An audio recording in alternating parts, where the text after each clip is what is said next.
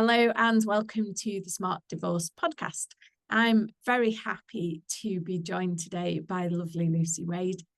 She is giving me a payback podcast because I was very privileged to be a guest on her podcast. So Lucy is the creator and owner of the website You Don't Own Me and the host of the podcast Dip In and Out with Lucy, which if you're watching on YouTube, you'll be able to see the lovely picture behind her with her podcast name. She also delivers the Let's Talk series online sessions around domestic abuse and post-separation to help organisations to understand the complexities of abuse and what they can do to support those around them. She's a consultant and a guest speaker working with various organisations to develop their knowledge and understanding of domestic abuse, the language and approach we should all be taking when talking about abuse, and how it impacts us all directly and indirectly.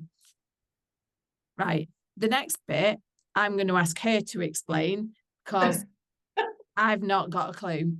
So it says, Dip In and Out with Lucy CIC, and then there's another bit, is a one-stop shop helping people find useful resources, support services, and access to knowledge shared by professionals. Did I get most of that right, Lucy? You did. I'm very impressed because it's a bit of a mouthful. I don't think that would be a very good tagline ever for me, but it's basically what it says, that's what it is. Excellent. One-stop shop. Excellent. Yeah. So before we get stuck into the meat of the conversation, we're going to talk about post-separation abuse.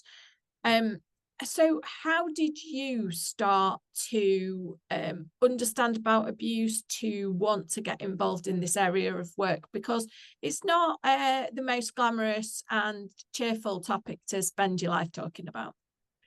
Well, 100%. You've said what most people think when I open my mouth and say, this is what I do for a living.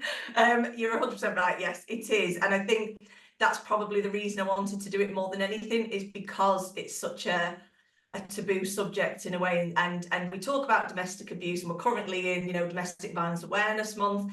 But actually, post-separation abuse is something that just is either overlooked, isn't understood. And it was just an area for me that I felt really needed to be highlighted. And I myself was a service user of my local charity. And then I was a volunteer because I wanted to give back. And then I went one step further and started working for them. And when I was working for the charity, I was out in the community talking a lot to service users.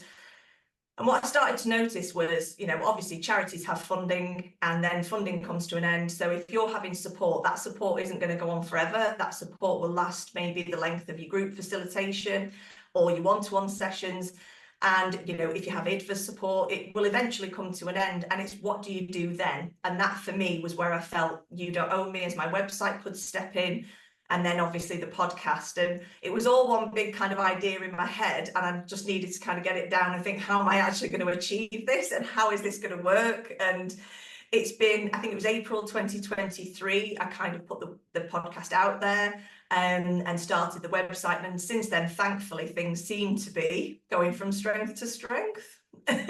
long may that continue, because it is an indispensable service that you provide, and one that's vitally important. And had a similar conversation with Karen Kipping, who came on to talk about being an IDFA and kind of supporting people in court, and we talked about the possibility of private IDFA type of scenario, which I think is the way she sort of describes herself.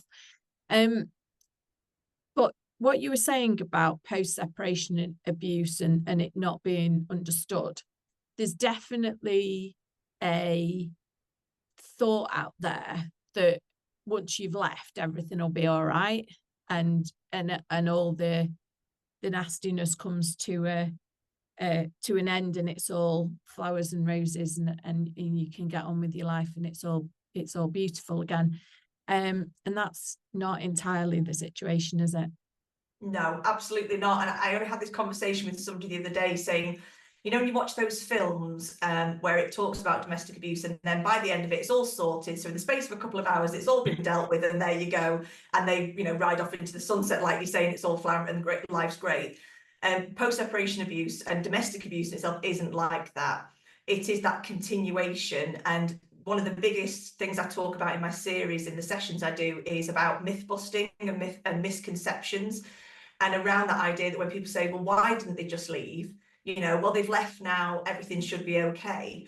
But that actually, very often, I would say 99.9% of the time, if not 100% of the time, it is going to ramp up, because the whole point of an abuser, of a perpetrator, is they want to keep control and retain that power and control over you. So once you try to leave the situation, and I always say this, not everybody can leave. It's never an assumption that everybody can leave. But if you do leave the situation, then very often it will get worse before it can possibly get better. And that's where I think the support is needed, because and if children are involved, you know, you're in for a very long process if family court become involved. And you basically are tied to that perpetrator, and it's finding ways of supporting yourself, supporting your mental health, because I call it a marathon, not a sprint. Yeah, absolutely. So we've talked previously on the podcast about leaving, and about how many times it tends to take victim survivors of domestic abuse to leave the situation. But today we'll want to focus on what happens afterwards, what sort of things people might need to prepare themselves for. I guess if you're going to leave, if you're preparing to leave, that's hard enough, but you do need to prepare for what's going to happen next. So can you give us some examples of some of the things that you might be up against, even if you do manage to leave? Absolutely. So in particular, I would say, obviously, in terms of where you're going to live, because if the perpetrator is in control of the finances, are you prepared for the fact that you may have to go into accommodation? Are you prepared for the fact that you may have to live with family or friends for a period of time while you start to rebuild your life? You know, there's a lot of things around, even just, you know, where you're going to live is a really difficult conversation. If then it does get to the point, as I was saying, around either family courts, you know, if the police are involved, if social services are involved, you may be seeing your GP, you might be concerned that, you know, there are things going on for you mentally, because very often a perpetrator will convince a victim or survivor that they're mentally unwell. So there's so many organisations and agencies that you could be involved in and with. And I think it is that getting that help and getting that support, because if all those agencies are involved, what you have to prepare yourself for is you are repeating yourself over and over and over again. So I've supported people who will say, well, I spoke to this social worker the day, but they've now moved teams, so now I've had to repeat everything and go over it all again. Or if it comes to the police, this person has now moved on to another role, so I've had to repeat it all again. And this is why I think there's a massive issue with underreporting, because I think most people get to a point where they are so exhausted, they're just trying to put one foot in front of the other. They're trying to, if they have children, support their children. If they have a job, they're trying to hold down a job and doing all of this. I call it spinning 50,000 plates, doing all this while trying to live a life, and by trying to also keep the perpetrator at a reasonable distance, and none of it's easy. So I would definitely say that's where support is so important. And what many people will say is, well, my partner never hit me, therefore it isn't abuse. And this is why when we call it Domestic Violence Awareness Month, I think it can be so misleading, because if we incorporate abuse as well, that includes the financial, the psychological, the emotional, the physical, you know, there is so many, the sexual, there's so many other areas to include. And I think that's why a lot of people won't seek support, because they think it doesn't impact them. But what I would always say is, there is no support service out there that is going to turn you away. If you phone up and say, I think I'm experiencing this, but I'm not sure, then they will go through that process with you. And there's nothing to fear and there's nothing to be ashamed of, because they're trained to help you. Yeah, absolutely. And I think that's a really important point to make, that it's not your fault. Like, you've not asked for this. This is something that somebody else is doing to you. And I know that we feel that there's massive underreporting across the board, but it certainly feels like it's possible that the underreporting is even more extreme with men than with women, because I think men are even more unwilling to open up about it because it feels like something that shouldn't be happening. I mean, it shouldn't be happening to anybody, but that they feel like they can't open up about it and go and seek help from these services. So I think it's massively important what you've said about people need to seek help. Just want to come back to something that you said about housing, just because you are beautifully careful about the words that you choose, but just want to clarify something for the listeners who are not au fait and used to the language around housing. So when you talk about accommodation, could you just explain what you mean by that, in terms that perhaps listeners who aren't aware of what that means could understand? Yeah, absolutely. So as I said before, you may not be in a position where you can afford to go and rent somewhere yourself. You may not be in a position to stay with family or friends. It may be that you've been so isolated that you have no support network in terms of family and friends, and it's going to take time, maybe, if you wanted to rebuild those relationships.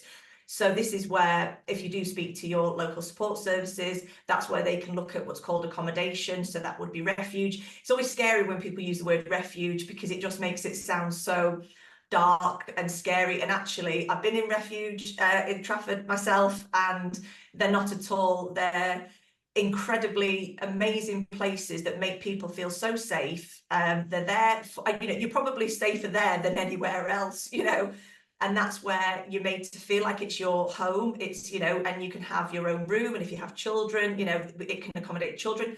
There are male refuges as well, especially again in Trafford at the moment. That's recently opened, I think last year. And it's starting to become more understood that it isn't a scary place, accommodation or refuge. It's where you're going to get the support that you need. And also the time, because at that point you're in crisis, your whole life has unraveled, and you're blaming yourself, you're panicking and worrying about everything. So if you're in accommodation, you have that support there for you. So and then over time it can be that it ends up in tier housing. So that means that eventually you may end up in housing as in a house, rather than it being a room within accommodation. So it just takes time, but it gives people that time to gather their thoughts and actually take a breath for a minute. Thank you for that. That makes a lot of sense.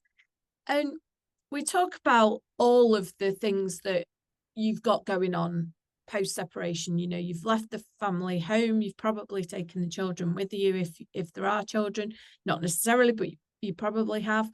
And certainly for clients I work with, the ones that are not experiencing domestic abuse, it's still a full-time job getting divorced. Oh, yeah. But getting divorced with domestic abuse in the background, well, it's not really even in the background, is it? It's in the foreground, yeah, in every ground there is. But even with that going on top, that whole process of getting divorced is kind of even bigger, isn't it? Yeah. Can you give us some examples of some ways in which the abuse continues through and almost because of the divorce process? Yeah, absolutely. And again, this is kind of like the meatiest bit for me now, getting into the impact that it has post-separation abuse. And people, like you just said about divorce, in itself is never, very rarely straightforward, but add domestic abuse into that mix and it complicates things a lot. It could be, for example, things like you may have an arrangement in terms of child maintenance. So if you do have children, there may be something there. What the perpetrator will use that as a weapon, either not pay the amount of money in that they've been told by CMS to pay. They won't pay it in on time. They'll pay a different amount. It's all little things, that coercive control to keep you on edge. And for a lot of people, that's what they're relying on to maybe pay a bill or to buy food. And it's the way of, if they've been controlled in the relationship, either what they wear, what they eat, this is a continuation of that. So, and even speaking to CMS, they give the paying parent 5 days. So what you'll find is they may leave it till the very last day before they can be reported. And so it's just to add that anxiety, that stress constantly. They may scare the victim or survivor into saying, don't go to child maintenance services, I can't afford that. Guilt them into not going, so that then they have a private arrangement, but that means that the victim survivor may be losing out on vital funds that they need, that they're entitled to. And things like the family court. I mean, I think we could do an entire episode or 2 or 3 on that. But in terms of tying things up there into mediation, forcing mediation to the point where the victim or survivor is so intimidated by that person, they don't want to be in the same room with them, but they're being forced into that. And that, for a perpetrator, is their idea of heaven. They can turn on the charm. They know how to behave in front of people, and they also know how they're going to behave behind closed doors. So it's that giving them constantly that platform, that theatre that they love, to look like they're the victim, they're the one that's hard done to.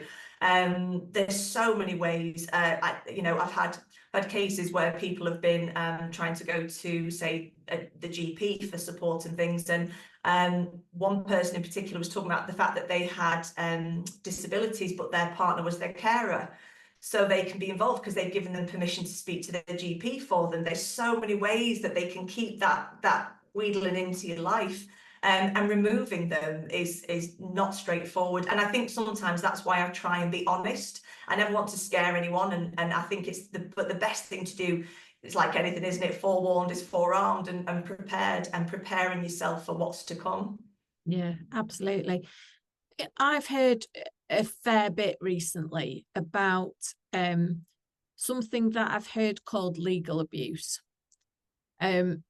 Where essentially the perpetrator is using the divorce to rack up enormous legal bills in their name to reduce the value of the marital pot, and also to force the victim survivor to almost have to keep up or not doing things and not responding to things, so that you have to send more letters, you have to do more work to get to the information, which again ramps up the costs. Have you got any examples of anything like that happening? I think off the top of my head, there have been cases where that is 100% true, because what a perpetrator will do, they will know that, say, for example, if they have a barrister over a solicitor, a barrister is going to cost more than a solicitor is going to cost. So it can be that intimidation then for the victim survivor, who may have nothing, to then say, well, how am I going to afford this? If they can use a Mackenzie friend, great. But at the same time, does the Mackenzie friend have the experience, the knowledge that they're going to need to battle it out with a barrister or a solicitor? Sending letters, like you say, over very minuscule things just to keep that going. So it costs. So then they have to respond. So then if they do have legal representation, then they're having to respond.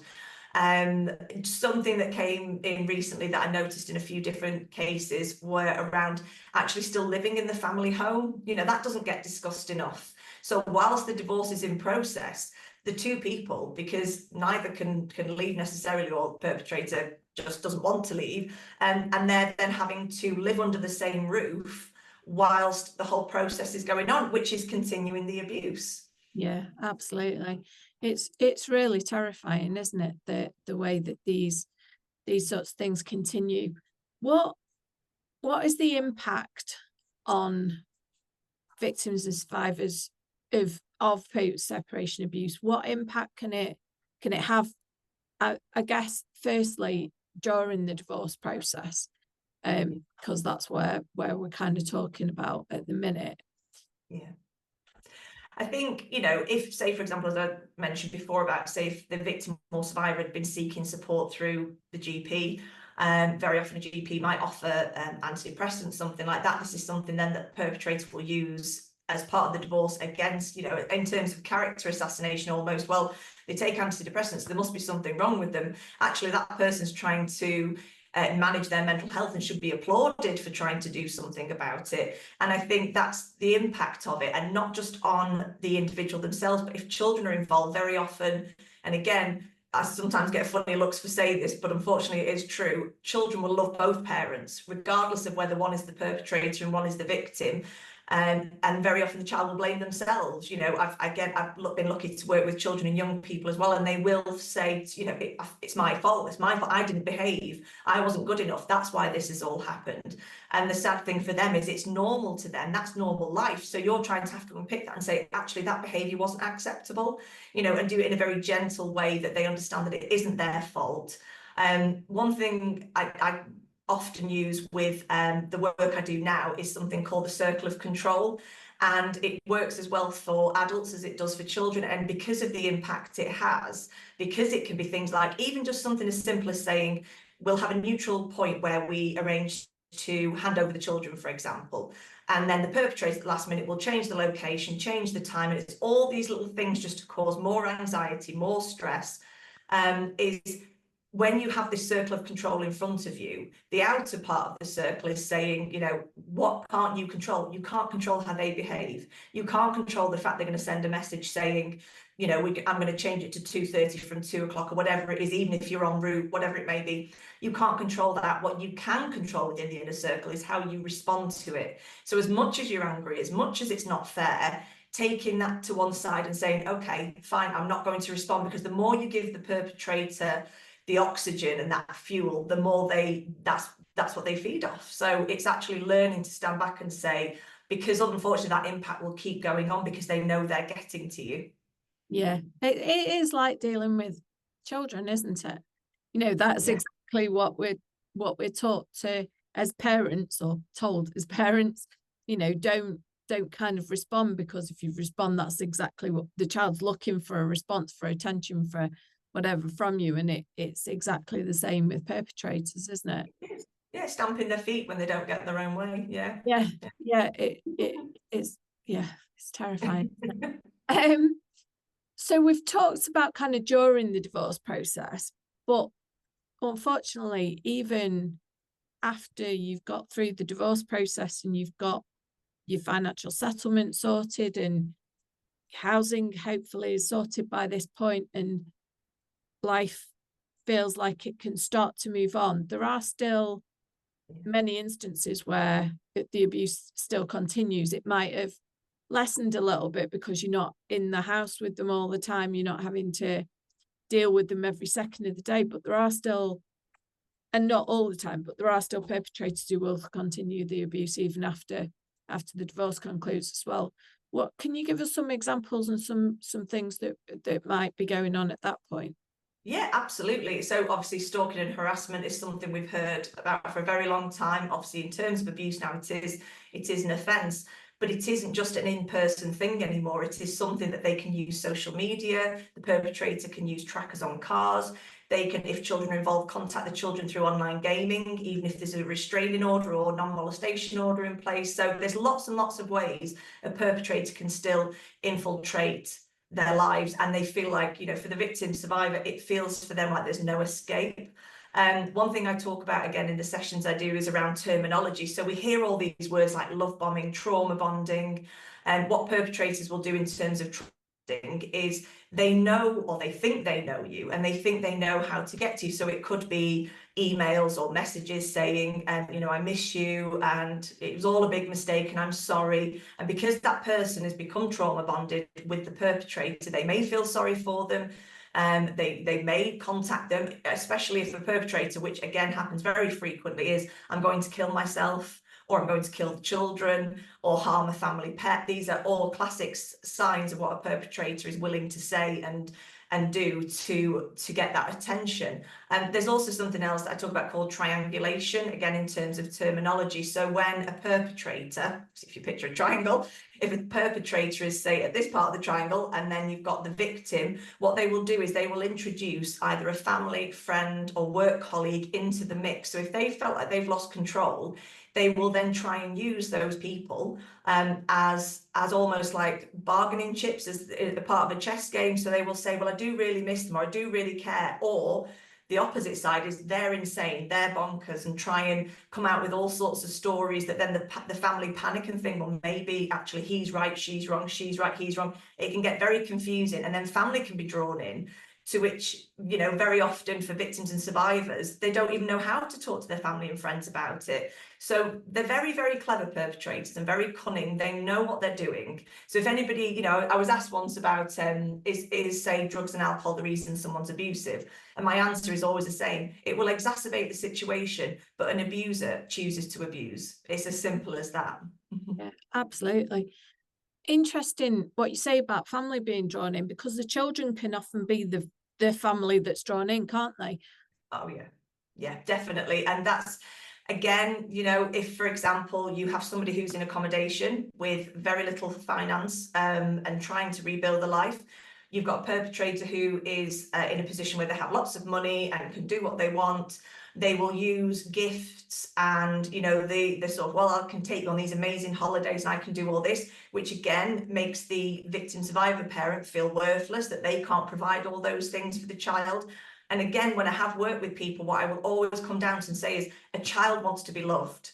And all you have to do as the victim and survivor is keep showing them that genuine love. They will eventually see that the perpetrator's parent, because perpetrators will always trip up because they don't know how to love. When it comes to a situation where they need to put their child's needs first, they won't do it. They 100%. And eventually, as the children get older, they will see that the perpetrator's parent isn't putting them first, and they will see that the victim survivor parent is the one that's constantly trying to put their needs before their own or anybody else's. Yeah, absolutely. No, totally agree with that. It's really hard to do because It can take a long time. When you see the other person and it can be years to get through that.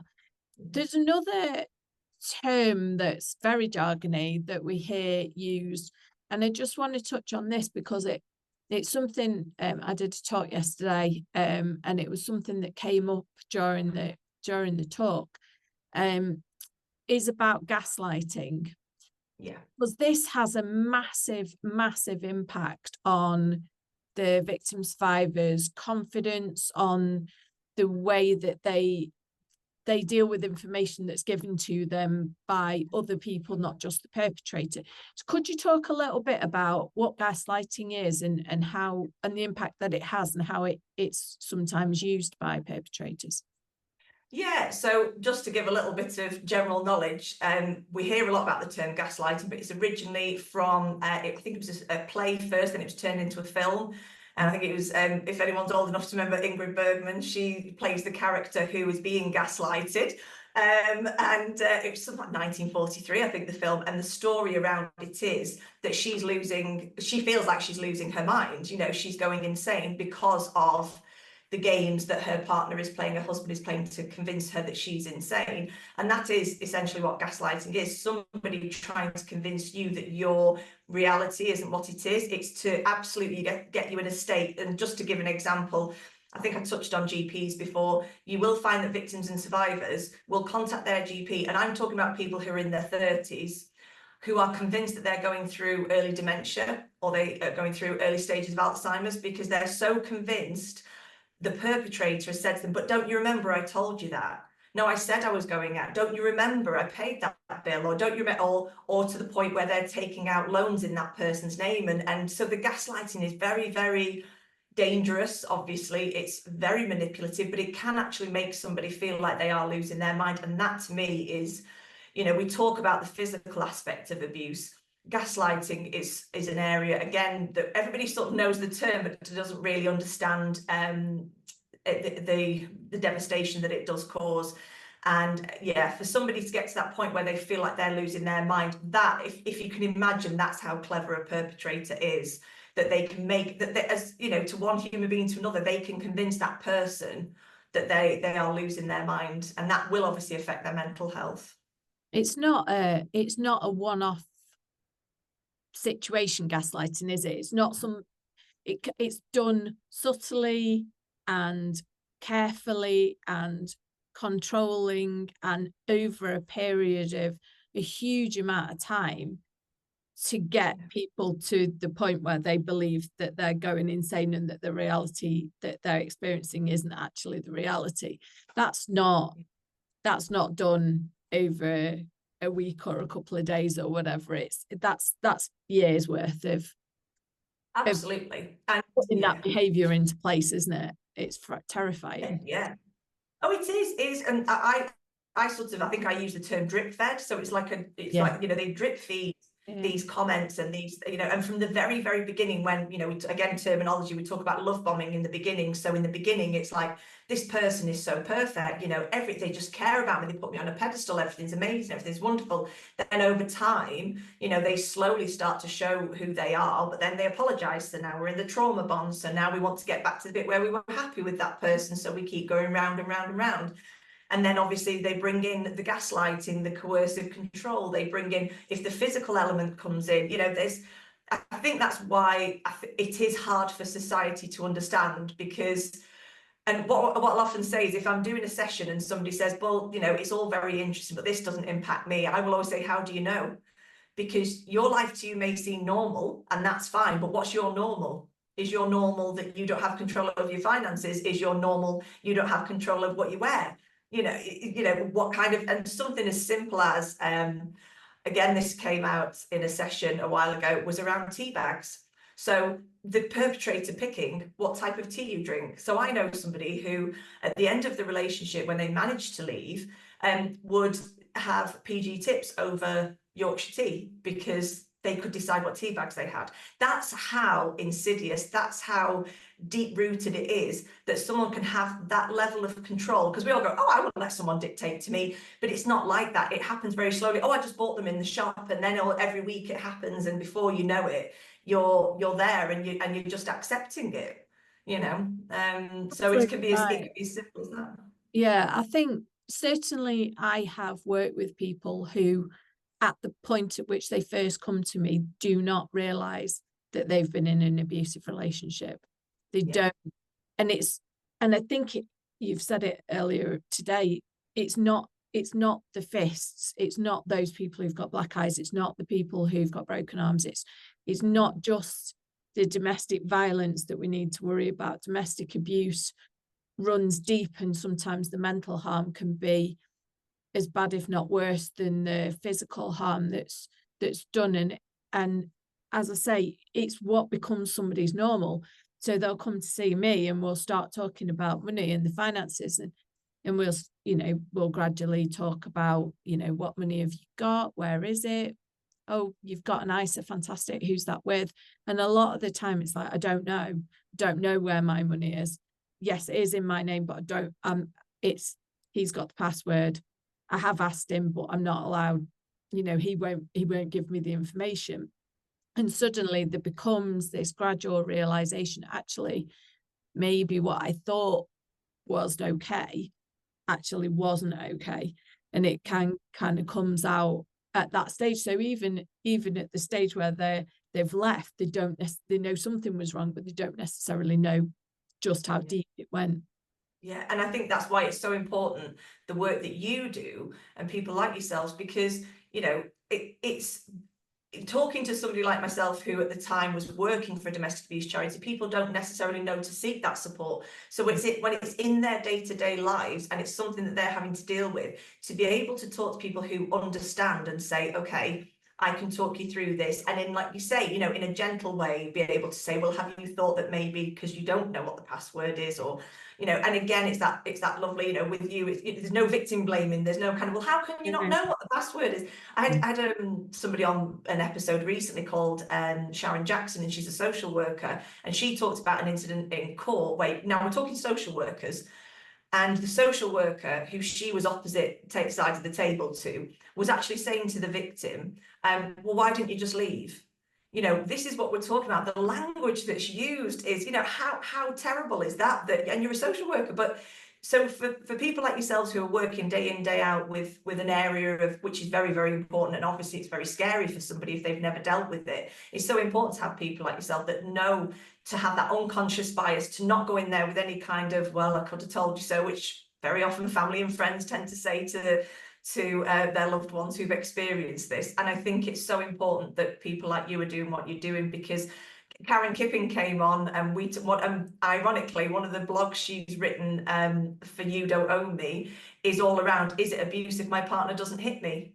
And it's a question I used to get asked a lot when I run groups within the charity, and, you know, somebody would sit there and say, well, they never hit me, so it can't possibly be. And it's having that very gentle conversation around, okay, well, let's break this down and let's look at certain areas. And eventually they kind of go, oh my God, you know, it's like that light bulb moment and coming out of that fog and saying, wait a minute, so the fact that they called me every name under the sun, yes, that's verbal abuse. You know, they would lie to me about where they were, but convince me. So that, yes, that's gaslighting and psychological abuse. And it just, you know, you have to tread carefully, because you're basically telling somebody that what they've been living isn't real. And that can have massive, that's why I talk a lot about self-care as well, because that can be huge, a huge lifesaver. Yeah, absolutely. No, that's enormous. I want to ask you about the work that you do, but before I do that, just whilst I'm thinking about it, this abuse in any definition of the word, it's across the board. It's not financial specific. So it doesn't matter if you've got millions in the bank or nothing in the bank. It's not going to be selective. There are not, it's not, oh, well, it only happens to people who were in X category or below Y category. You know, we see it across multimillionaires and across people who unfortunately have very little. It's not picking out particular people, is it? It's right. No. That is such an important point to make. And again, within the sessions, I think I highlight one of the sentences I usually say is, abuse doesn't discriminate. You know, it doesn't pick a particular demographic and say, I'm going to go there. It's not like that. Like you say, it's across the board. It doesn't matter if you've got £1 million or £1. You know, an abuser will abuse because it is about power and control.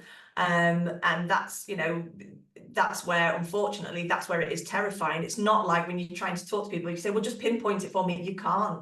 You can't, because anyone can be abusive. If they choose to be, you know, controlling and, you know, wanting power, then they will be abusive.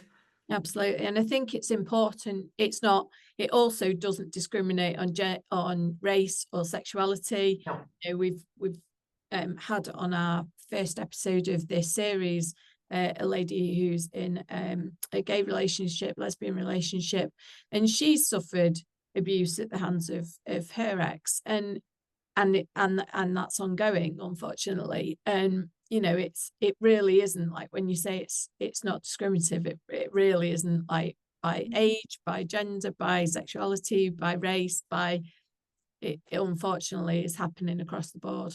It is, and I think you're 100% right. And I think there can actually then be additional challenges. So when I talk about the impact of abuse, you know, for somebody who, I've got a lady coming on in a few weeks, and she has cerebral palsy and she's deaf, and she has a British Sign Language interpreter.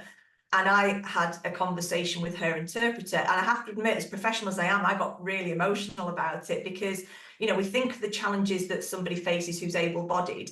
You think of the additional challenges that somebody faces when they are not able to take care of themselves and they need somebody else to help, and that abuser will use that as a way to control and abuse. And again, you know, BAME community, I've got a lady coming on in a few weeks. We're talking about the challenges for BAME communities, so obviously ethnic minorities, around if there's an issue over maybe a translator is needed. If they've gone to the police, that can take time, and by the time the translator arrives, the perpetrators managed to convince them not to say anything and to drop, you know, the charges, and looking for support in their own language. And you know, there's so many, and again, like you say, LGBTQ plus, it's I did work with somebody who, and was supporting somebody who talked about their own experience. They've been completely ostracized and isolated by their own family because of their choice of relationship. And when they went for support, they were told, you know, well, what do you want us to do about it, sort of thing. And again, it's knowing where to look for that support. So say in Manchester, it would be LGBT Foundation, or it would be Gallup, or it would, you know, it's knowing. And that's why I think with my website, I try and create resources that are for everybody, rather than just, you know, pinpointing different areas, because it impacts everybody. Yeah, absolutely. Lucy, we're coming to the end of our conversation, although I could talk to you all afternoon. In fact, we nearly did before we pressed record on the podcast, because we can talk, can't we? I'd love to know, just before we go, how people can access your support, how you support people who are going through post-separation abuse, we'll obviously put links to your podcast and to your websites and so on in the show notes, but just tell us a bit about how you support people. Yeah, so I kind of have two channels. So one is the podcast, which is a community interest company, which is there as a resource, Spotify, YouTube, and it's there with lots and lots of different professionals, including yourself, who are giving amazing advice that, you know, you may not want to go and seek through a support service. So it's to give people that option that they can go and listen to something, dip in and out of it as they choose. And it may be that there's several episodes that resonate with them. It may not just be one, it could be lots of different things. And within that, as I say, it's just to help somebody if they want to go down that visual route. Whereas you don't own me. I do obviously lots of blogs. I do lots of guest blogs, which will be soon moving over to with the podcast. That will go on a separate website. But You Don't Own Me itself, I work with lots of organisations, and that's how I support people. So when organisations ask me to come in and deliver a session, I will be talking to their staff. And again, you know, if we look at underreporting, or if we look at statistics, somebody within that 100 people that I'm delivering a session to, inevitably at some point somebody will come forward and say, actually, I'm experiencing this. And that's where You Don't Own Me has all the resources. You can go and find out anybody you need to speak to. Yours are on there as well, obviously. And so that, you know, if it is something financial, or if it is something psychological, whatever is going on, there's a resource there. And that's how I try and support people, through speaking to organisations, and so that staff, and actually for the organisation to understand where they can signpost people to, what they can do about self-care if they don't want to look for support, how they can, you know, look after their own well-being if they don't necessarily, if the timing isn't right and they don't want to seek support immediately. I'm trying to cover the whole gambit. Everybody, that's the way. That's absolutely brilliant. Lucy, thank you so much for joining me today. It's been fantastic to talk to you. I'm sure we'll have you back on again at some point, because we could talk about so many more things. But for now, thank you very much for joining me. Thank you for listening today. If you've enjoyed today's episode or found it useful, please leave us a 5-star review, because it does help us to get the podcast out to more people. Thank you, and we'll see you next time.